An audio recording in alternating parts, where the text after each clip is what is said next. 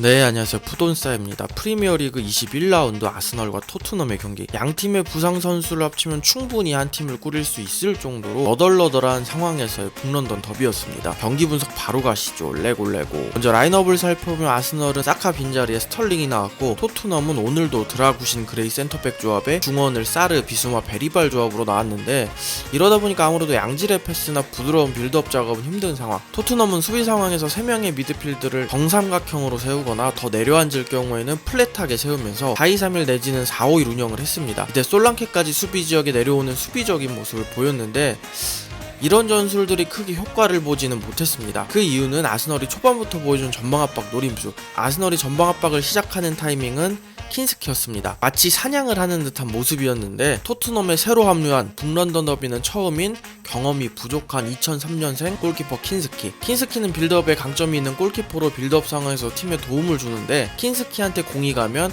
아스널 선수들이 짧은 패스를 못하도록 압박을 시작합니다. 그리고 킨스키는 패스할 곳이 마땅치 않자 길게 앞쪽을 보는데, 그 사이 하베르치가 전력 질주를 통해 강한 압박을 시도하는 거죠.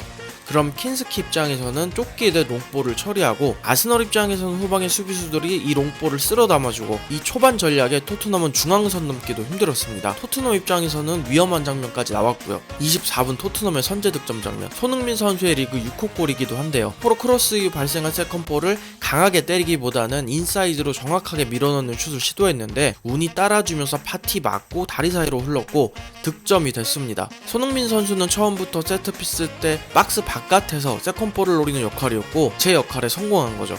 39분 아스널의 동점골. 판정에 대한 이야기가 나올 수 있는 장면인 것 같아요. 오심이라고 할 수 있을 정도로. 포로와 트로사르 1대1 상황에서 코너킥 선언이 됐는데 리플레이 장면을 보면 분명히 따닥이에요. 이거 포로 맞고 트로사르 무릎 맞고 나갔는데 코너킥으로 진행을 했단 말이죠. 근데 이게 골로 연결이 됐으면 VAR이라도 했어야죠. VAR을 했는데 이런 판정이 나온 거라면 뭐 할 말은 없고요. 어쨌든 마갈량이스가 이후 코너킥에서 헤더를 했고 솔랑케 맞고 들어가면서 솔랑케의 자책골로 기록이 됐습니다. 어쨌든 좀 억울하지만 토트넘은 또 세트피스에서 실점을 했습니다. 43분 아스널의 역전골. 이거는 토트넘 입장에서 비수마 욕 한번 받고 가야죠. 비수마 욕먹는 게 절대 과한 부분이 아니라고 생각해요. 미드필드가 후방에서 탈압박을 시도해야 되는 상황은 정말 제한적이란 말이죠. 이 상황은 전혀 그런 상황이 아니라 선택지가 충분했던 상황. 그냥 스펜스 앞쪽으로 패스를 내주면 공간이 열리는 그런 장면인데 패스도 어렵지 않았죠. 그냥 2-3m 정도 거리에 패스를 보내면 끝나는 건데 여기서 도대체 왜 탈압박을 시도했는지 저는 이해가 안 돼요.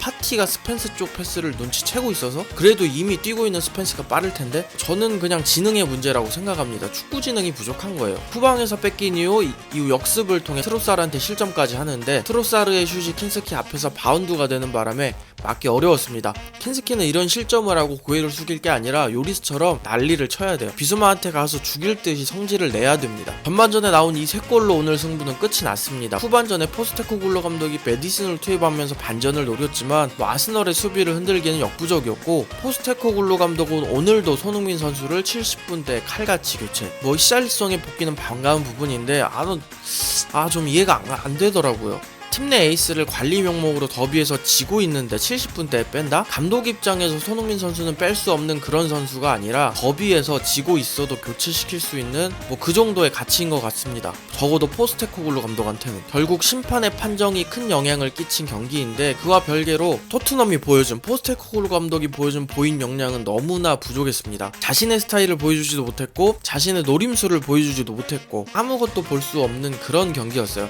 그냥 운 좋게 2대1로 진 경기. 토트넘의 최근 리그 5경기를 보면 1무 4패, 강등권 을부즈랑 비긴 거 빼면 승점을 하나도 획득하지 못했습니다. 그냥 리그는 이미 망했어요. 챔스에 진출한다는 건 허구 가득한 소설인 것 같고, 그나마 노려볼 만한 건 카라바오컵 우승인데 사실 이것도 리버풀 만나면서 쉽지 않은 상황이죠. 아직도 포스테코글루 감독의 자리는 안전할까요? 그렇다면 진짜 심각한 문제입니다.